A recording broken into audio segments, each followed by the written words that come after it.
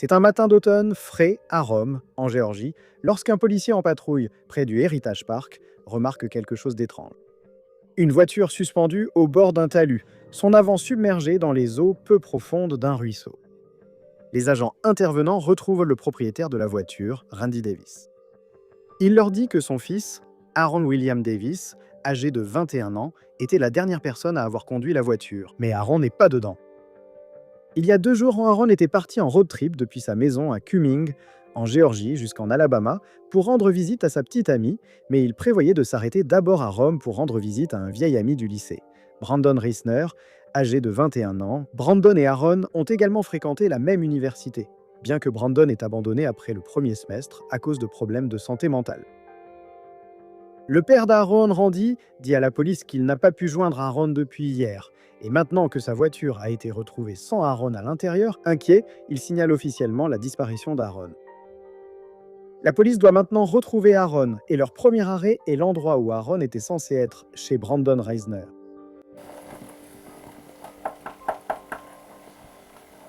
Et qu'est-ce qui se passe? Ça va bien. Les agents retrouvent Brandon Reisner chez ses parents. Ils espèrent préciser les derniers déplacements connus d'Aaron. Brandon semble être seul à la maison. On a commencé à boire vers midi hier. Oui, c'était toi et Aaron, c'est ça? Oui, moi et Aaron. Il y avait quelqu'un d'autre avec vous? Et on est allé dans les bars à un moment dans la soirée. Et j'avais acheté du vin rouge. Ouais. Je pense que c'était après le travail parce que j'ai travaillé ce jour-là. D'accord. Et nous sommes revenus ici. Nous rentrions à la maison en voiture. Et puis nous avons commencé à boire du vin rouge. On ne boit pas souvent. Ouais. Il était monté à l'étage. Il y avait du vomi partout, même dans la cuvette des toilettes. Il vomissait debout, sans raison connue. Et puis je suis descendu et il me disait qu'il n'avait pas besoin d'aide. Brandon insiste à plusieurs reprises sur l'état d'ébriété de son ami. Et il veut aussi que la police soit au courant d'une blessure à sa main qu'il mentionne sans qu'on lui demande. Je suis descendu, j'ai laissé tomber une bouteille, je me suis coupé l'auriculaire et je suis allé dans un centre de soins d'urgence ce matin. Et ouais, je l'ai bandé. J'ai pris une douche, je suis allé me coucher. D'accord. Je me suis réveillé entre 1 et 2 heures du matin, vers cette heure-là, et sa voiture n'était plus là. Jusqu'à présent, la police n'a aucune raison de soupçonner un acte criminel et Brandon ne semble rien avoir à cacher. Avez-vous un problème si nous regardons à l'intérieur de la maison? Non, Aucun problème. Ça ne vous dérange pas si on entre et qu'on regarde rapidement? À l'intérieur de la maison de Reisner, rien ne semble anormal, mais une chose attire l'attention de l'officier qui effectue la fouille. Désolé Brandon, je sais que je te pose beaucoup de questions, mais j'en ai encore une. Y a-t-il un endroit chez toi où tu ne vas pas souvent? la cave D'accord. et le grenier. Et le Monsieur grenier? Bailey, Celui avec la clé dedans? La porte Ah ici, oui. d'accord. là-haut, mais à droite. Je n'y vais pas souvent car ce grenier me fait peur. Bien que Brandon dise qu'il va rarement dans la chambre à l'étage, il dit qu'Aaron y a dormi la nuit dernière. La salle de bain est en haut. Il a dit monter pour vérifier. Je comprends. Seigneur. Après être monté par l'escalier étroit, l'officier regarde autour de la pièce. Les draps ont été retirés du lit et il y a des produits de nettoyage et un aspirateur éparpillé un peu partout. Cependant, mais cette scène a quelque chose d'étrange. L'officier demande à son partenaire de venir constater par lui-même. Une grande quantité de sang se trouve aussi près du lit. C'est bien plus que du simple vomi.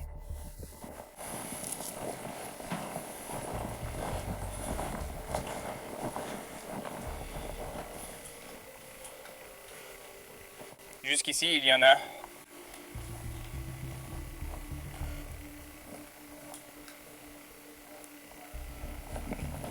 On dirait que c'est là depuis un moment, mais il aurait pu vomir du sang. Ça y ressemble aussi.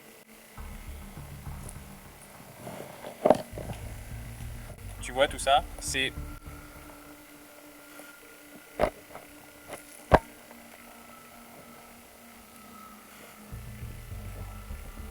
bizarre de vomir du sang comme ça.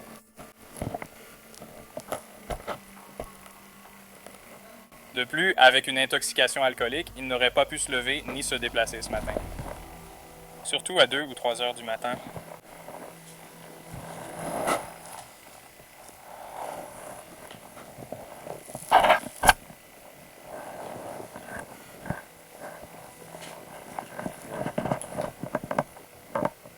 Ouais. Ouais, sur le côté. Ça ne colle pas.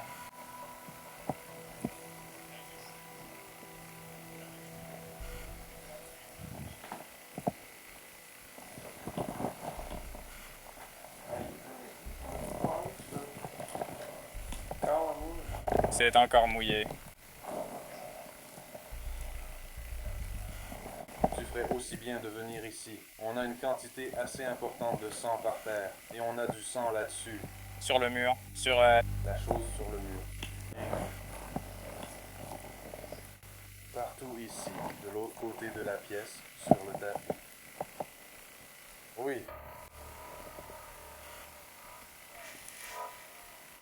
Ouais, on va sortir d'ici et juste retourner dehors.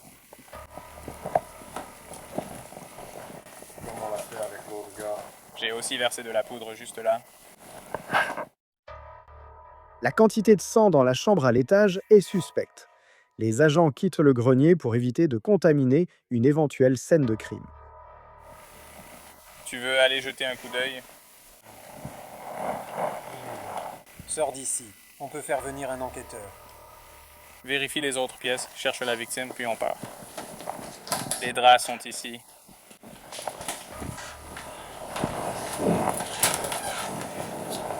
Ouais, il y a du sang dessus. Alors que les policiers continuent de fouiller la maison, Brandon Reisner fait un geste soudain et surprenant. Et c'est toi qui gères le central?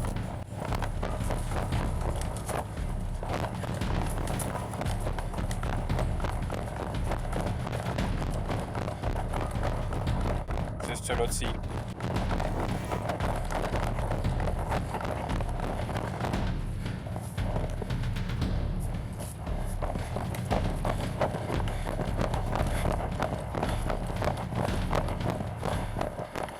Où est ta dernière taille? 47?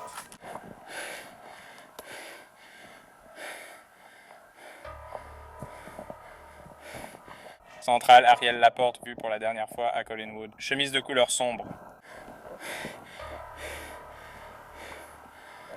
Oui, pointe rouge. Tu veux vérifier ça?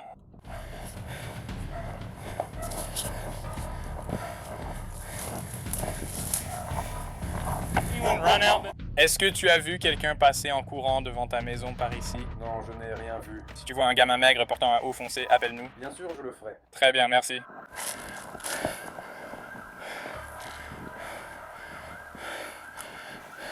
Alors que les enquêteurs convergent vers la scène, l'officier intervenant explique la gravité de la situation. Je suis monté à l'étage, j'ai trouvé tout ce sang. Je lui ai demandé de monter avec moi. Nous Alors, sommes on a fait un redescendus mouvement en et il est zigzag, parti comme en ça, là. courant. Il est parti comme une flèche. Ouais, il lavait les draps. Je crois qu'il m'a entendu quand j'ai dit que les draps étaient dans le sèche-linge. Et c'est là qu'il s'est enfui. Je ne l'ai même pas vu courir. Il doit se cacher à côté, derrière la maison ou la voiture de quelqu'un ou quelque chose comme ça. Il est toujours dans les parages. Il ne connaît pas bien le quartier. Donc il est là depuis peu, d'après ce que j'ai compris. Alors que la police ratisse le quartier à la recherche de Brandon, un voisin parvient à contacter le père de Brandon, Jeremy Reisner, qui n'était pas en ville. Bonjour, je suis le lieutenant Saylor de la police, Bonjour, je suis Jeremy Reisner, le propriétaire. le père de Brandon. Oui, nous devrons sûrement parler à Brandon. Savez-vous où il est? Non, je croyais qu'il était toujours à la maison. Plutôt, nous lui avions demandé d'aller dans les lieux où il traîne d'habitude et de chercher Aaron. Au travail, pour le joindre. Nous sommes encore à 1 heure, on est en route. Finalement, Jeremy arrive sur les lieux et parle brièvement à la police. Mais il insiste ne pas savoir où était Brandon. Eh bien, nous ne savons pas. Nous ne savons pas. Quelques agents sont venus et il n'y a pas eu de bonne évaluation. La nuit tombe et il n'y a toujours aucun signe de Brandon. Jeremy Reisner retourne à la maison pour demander plus d'informations à la police, le téléphone portable de Brandon à la main. Tant qu'il y a des preuves pour cela, une bagarre, tu sais, à ce stade, je ne sais vraiment pas. C'est c'est possible. Y avait-il un verre cassé là-haut? Je n'en ai pas vu. Mais je sais que j'ai vu l'autre porte. D'accord. Laissez-moi prendre mes notes. Merci. D'accord.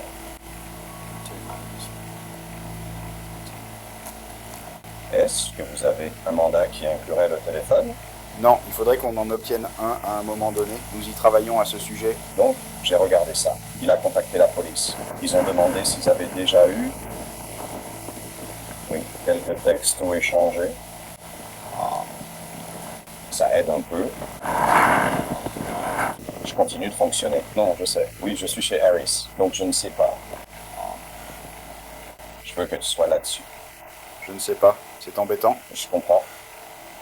D'accord. Eh bien, oui, je vais continuer à regarder. Jérémy explique aux forces de l'ordre que lui et sa femme ont trouvé le téléphone en cherchant Brandon, mais il refuse de le remettre sans mandat, ce qui fait soupçonner qu'il en sait plus qu'il ne le dit. Comment cela s'est-il passé? Je me retrouve avec son téléphone. Il a dit qu'il l'avait trouvé. Brandon a dit qu'il l'avait trouvé. Où l'a-t-il trouvé? Il téléphonait à sa femme qui cherchait du côté de St. Mary's. Peut-être ont-ils retrouvé leur enfant. Et je ne sais pas. Je l'ai trouvé. Bien sûr. Ouais, qui trouve un téléphone? Genre, Juste. ouais, même si tu as localisé mon iPhone, ce n'est pas si précis. Au point de pouvoir dire, voilà, il est là, tu vois. Il ne semblait pas non plus avoir un écran brisé, ce qui signifie qu'il n'est probablement pas tombé pendant qu'il courait. Mais il a quand même heurté le... Donc, l'herbe, le père livre son fils. Où il est, et il ne sait pas. Je ne sais pas. Rien de tout ça. Je ne sais pas. Pas sur toi. Tu penses qu'il le court? Je pense qu'ils essaient probablement juste d'obtenir un gore, mec. C'est simple, sauf qu'on ignore où sont la victime et le meurtrier. Où est le suspect? Au moins, une de ces questions trouve une réponse quelques heures plus tard, lorsque Brandon Reisner se présente au commissariat, accompagné de son père Jérémy et de sa belle-mère Rachel pour se rendre. Rachel, Jérémy, si vous pouvez vous asseoir ici. Je vais l'emmener là-bas et nous allons parler. Et ensuite, vous avez quelques questions. Voulez-vous parler en privé? Envoyer quelqu'un chercher le corps. D'accord. Allons-y. Je reviens dans une minute. D'accord? D'accord. Si vous voulez bien vous asseoir, je reviens tout de suite. D'accord?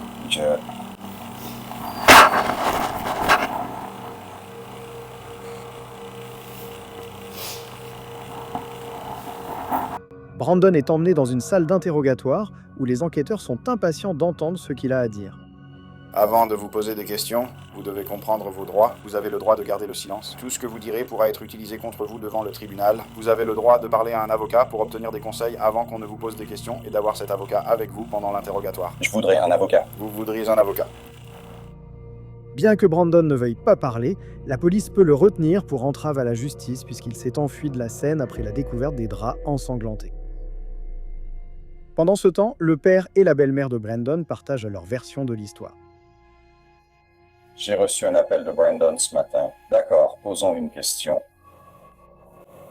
Brandon. Eh bien voilà, Brank, il ne voulait pas que papa le découvre pendant que je suis en haut. C'est tout ce qu'on a entendu aujourd'hui. 1 heure ou 2 passent. Où sa mère nous appelle. Où j'ai rappelé Brandon immédiatement après cette arrestation. Donc, tu sais qu'on est mariés, c'est juste que, tu sais, on a notre propre famille, et on nous a dit qu'Aaron fuyait, qu'il courait partout, qu'il fuyait la police, il était parti. La plupart du temps. Tu sais, depuis qu'il a été kidnappé, Il court partout depuis qu'il a été kidnappé. Et en plus, certains le cherchent, ils disent ne pas l'avoir vu depuis longtemps, ils ne comprennent pas. Et donc, je vis avec ça. Et je sais qu'il était perturbé par la violence parce qu'il faisait des crises d'angoisse. Il avait des pensées suicidaires, il y avait des visions sur le fait qu'on le forçait à parler. Je ne sais pas si je me souviens bien des occasions. Jérémy Reisner partage d'autres informations cruciales avec la police. Il se passe beaucoup de choses en ce moment. Y a-t-il quelque chose que nous puissions faire pour vous aider maintenant? Il est en train de brûler le corps. Je peux vous emmener dehors et essayer de vous montrer. Je peux essayer de vous montrer. Vous pouvez pouvez nous montrer à peu près la zone générale? Oui. Il y a un vieux cimetière en haut de la colline. Vous tournez à gauche. C'est un bâtiment rouge. C'est une cloche rouge. Quelque chose comme une cloche rouge. Je peux attendre pour que l'histoire soit correcte. Après leur discussion avec Jeremy Reisner, les enquêteurs parviennent à localiser le corps d'Aaron, qui a été enterré dans une fosse peu profonde, dans un vieux cimetière. Teste ça, Brandon. Je t'ai dit plus tôt que tu étais retenu pour la obstruction car tu as fui les agents plus tôt. Maintenant, tu vas être inculpé de meurtre, agression aggravée, l'obstruction et entrave à l'enquête sur le meurtre. Merci John. Merci Jeff. Brandon ne réagit pas à la nouvelle selon laquelle il est accusé du meurtre de son ami proche, Aaron Davis. Il est conduit en prison et écroué. Plus d'1 an et demi s'écoulera avant sa comparution au tribunal pour répondre aux accusations. Au total, Brandon Reisner fait face à 12 chefs d'accusation. En plus de la malveillance, du meurtre et de 2 chefs de meurtre lors de la commission d'un crime et d'agression aggravée, il est accusé de coups et blessures aggravées, de dissimulation de la mort d'autrui, d'abandon de cadavres, de vol, d'enlèvement de parties du corps sur les lieux d'un décès, d'altération de preuves et d'entrave à un agent des forces de l'ordre. En juin 2024, Brandon Reisner se présente à son audience au cours de laquelle il doit plaider. Et il n'est plus le jeune homme élancé de 21 ans qui avait fui la police. Nous sommes ici aujourd'hui dans l'affaire de l'État de Géorgie contre Brandon. Bien pour les sages. Aaron William Davis avait 21 ans lorsqu'il a été brutalement assassiné par l'accusé. Entre le 11 et le 12 novembre 2022 au domicile de ses parents situé près de Collingwood Drive, ici dans le comté de Floyd, Brandon Christopher Reisner a agressé Aaron William Davis avec un objet ressemblant à une lame, avec l'intention de le tuer et avec malveillance, en le poignardant à plusieurs reprises à la tête, au cou, au torse et aux extrémités, provoquant des mutilations et entraînant finalement la mort d'Aaron. Ensuite, pour dissimuler ses crimes, l'accusé a tenté de démembrer le corps et, ce faisant, a retiré une partie de l'intestin grêle qui n'a jamais été retrouvée. Finalement, il a transporté le corps d'Aaron dans une zone boisée et il a enterré Aaron dans une tombe non marquée sous un arbre tombé et des vignes. Plaidez-vous coupable ou non coupable face à cette accusation? Le juge accepte le plaidoyer de culpabilité et les proches d'Aaron Davis peuvent trouver du réconfort en sachant que son meurtrier a reconnu les faits. Mais ils devront attendre 1 mois de plus pour connaître le sort de Brandon Reisner et pour s'exprimer devant le tribunal sur la douleur qu'il a causée.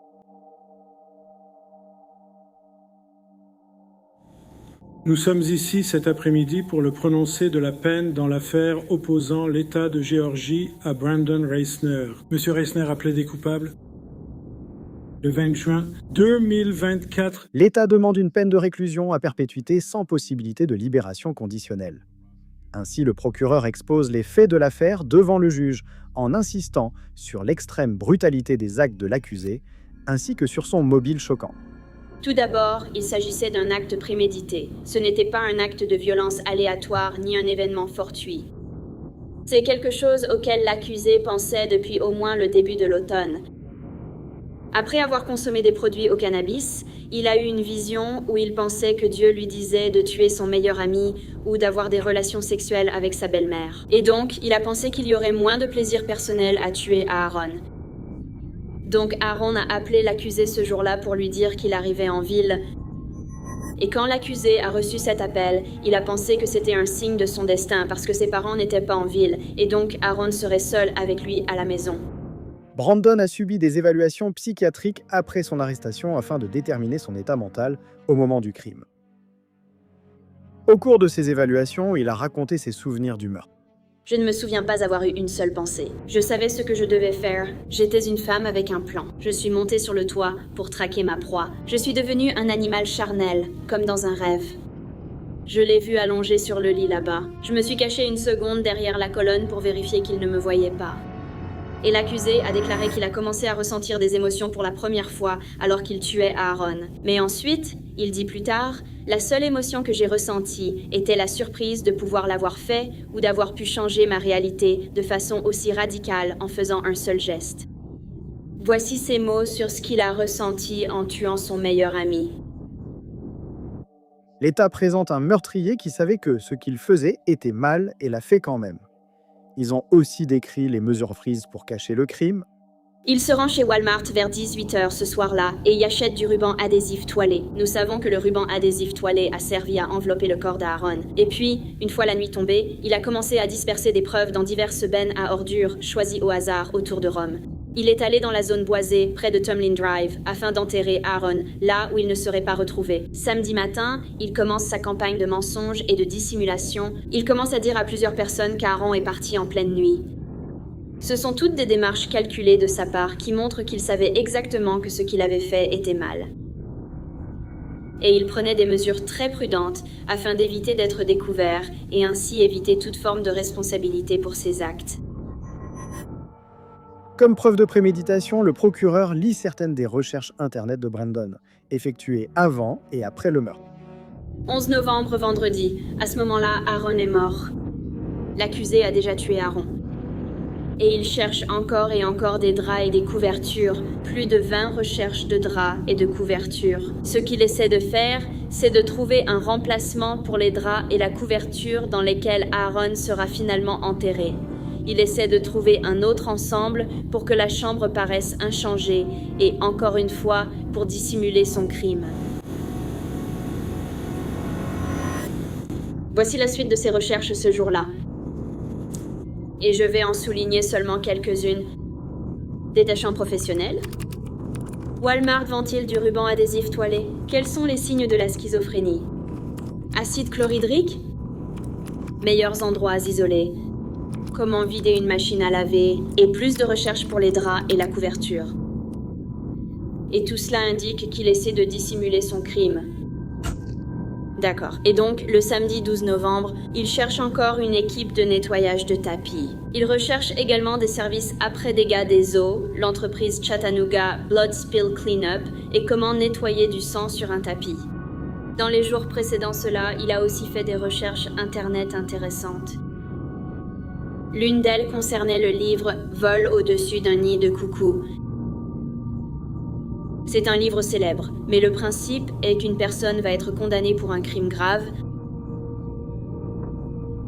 et donc elle simule la folie afin d'aller dans un hôpital psychiatrique au lieu d'aller en prison. Il cherche aussi plusieurs fois 10 astuces pour gérer la culpabilité. Après le meurtre, Brandon a également fait une liste de choses à faire. En rentrant, programme les 3 dernières chansons. C'est une référence à sa chaîne YouTube où il publiait de la musique. Il a écrit pas mal de chansons, il les a interprétées et en a mis certaines sur une chaîne YouTube. Numéro 2, passer l'aspirateur. Numéro 3, lessive. Numéro 4, prendre une douche dans ma douche. C'est important parce qu'Aaron a été démembré dans la douche des invités. Donc il se fait un rappel à lui-même de prendre une douche dans sa propre douche et non dans celle où il a essayé de démembrer le corps de son meilleur ami.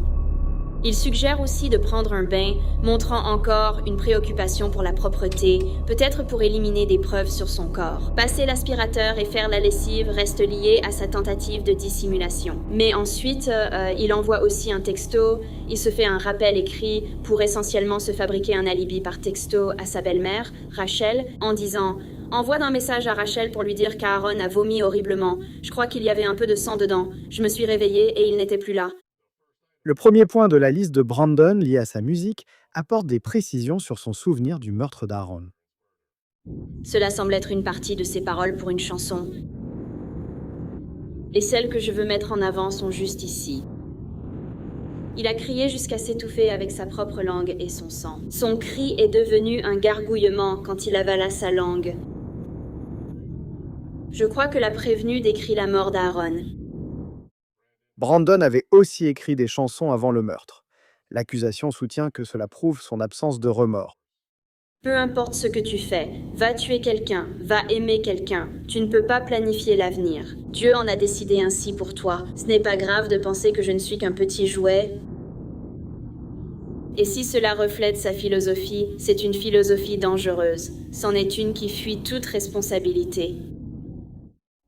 C'est lors de cette audience de condamnation que les parents et la petite amie d'Aaron Davis ont l'occasion de raconter au juge la perte qu'ils ont subie à cause de Brandon Reisner. Aaron Davis était et reste l'amour de ma vie. Je ne serai plus jamais la même après l'avoir connu.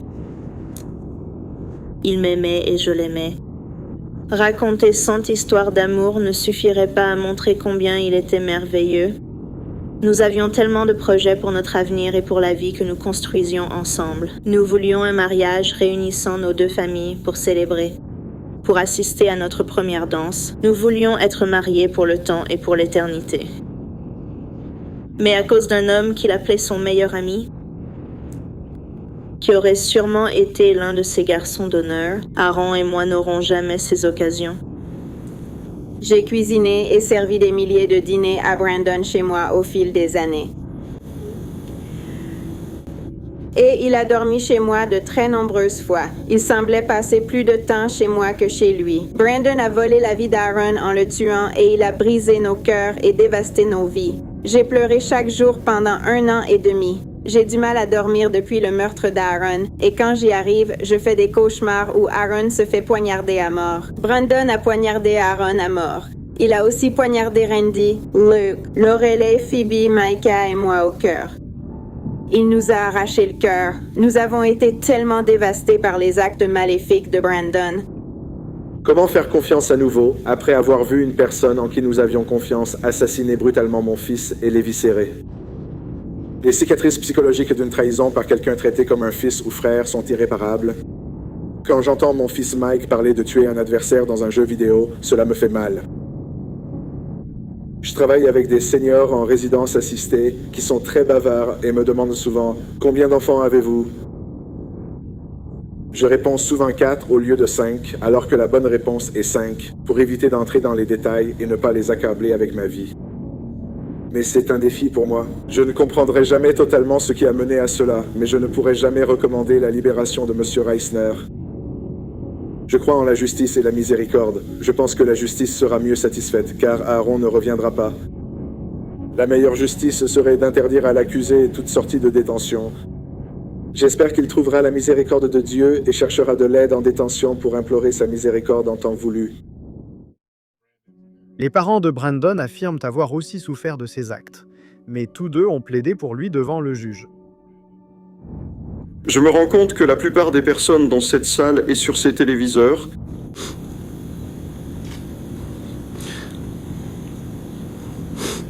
voient un meurtrier. Et ils voient ce qu'ils vont voir. Ce qu'ils ne voient pas, ce qu'ils ne verront jamais, c'est la joie qu'il a apportée dans nos vies le jour où il est né.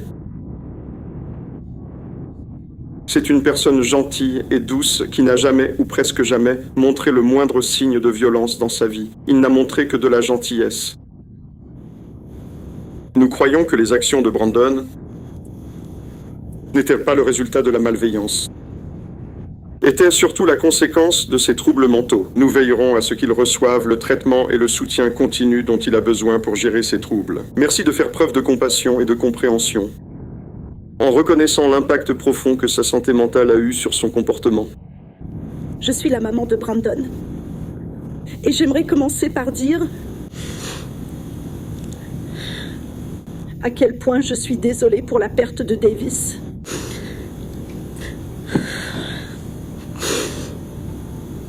Et je porte ce chagrin avec moi chaque jour. Je ne sais pas ce qui s'est passé. Cette nuit tragique,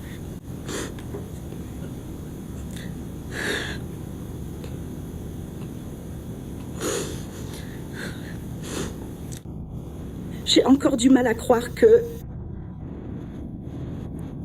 Brandon ait pu faire ça. Je lui parle plusieurs fois par semaine. Et tout ce que je vois, c'est le même garçon que je connais et que j'aime. La seule façon pour moi de concilier cet acte horrible avec mon fils, c'est de reconnaître que Brandon souffre de graves troubles mentaux. Cette prise de conscience est la seule chose qui me permet de reconnaître que Brandon est là où il doit être pour l'instant. Ces actes ont causé un chagrin dévastateur à la famille Davis, et il paiera le prix de ces actes. Je vous demande de bien vouloir lui accorder l'espoir d'un avenir en dehors des murs de la prison un jour, afin qu'il puisse un jour retrouver la famille qu'il aime et qui prend soin de lui. Je vous demande votre compréhension et surtout, je vous demande de lui laisser de l'espoir. Après les déclarations des proches de la victime, le juge demande une courte pause pendant qu'il réfléchit à la peine de Brandon Reisner. La réinsertion est-elle possible ? Ou bien Brandon mérite-t-il de passer le reste de sa vie en prison sans aucun espoir de revoir le monde extérieur ? J'ai pris en considération tous les faits, circonstances et arguments des avocats de cette affaire. Les arguments.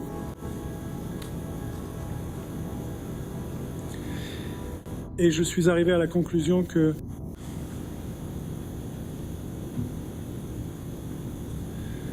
la justice exige que M. Reisner soit condamné pour le premier chef d'accusation à la réclusion à perpétuité sans possibilité de libération conditionnelle. Et c'est ce que je vais faire. Et cela est basé sur la préméditation,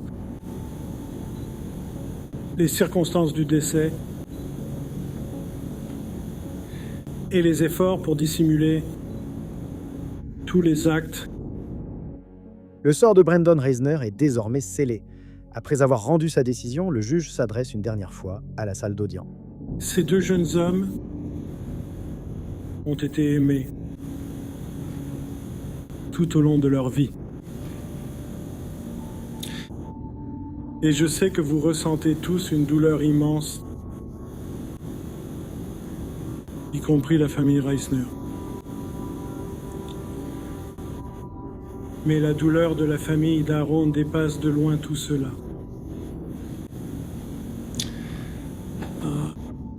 Avoir un jeune fils brutalement assassiné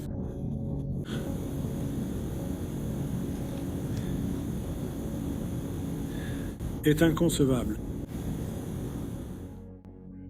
Brandon Reisner passera le reste de ses jours derrière les barreaux. La justice a été rendue pour la famille d'Aaron Davis, mais rien ne pourra ramener leur fils et frère.